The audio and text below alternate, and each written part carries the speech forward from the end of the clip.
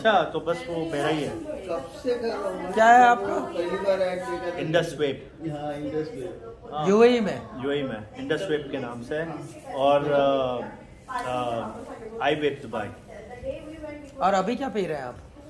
Mango flavour. और nicotine है इसमें?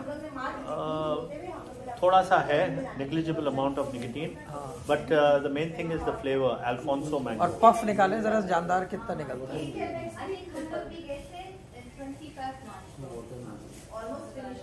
क्या बात है।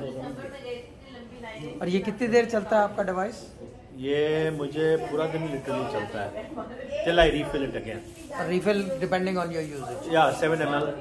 7 ml। या रफली यानी आधा दिन अगर लगातार रोजे है ना, इसलिए अच्छा, हाँ। उतना टाइम निकल जाता है। लेकिन अगर मैं नॉर्मली एक डे गिनूं तो 2 कार्ट्रिजेस मेरे को फिल करनी पड़ती है। ठीक है, लेकिन आपकी कंपनी का नाम क्या है? Indus Web Electronic LLC।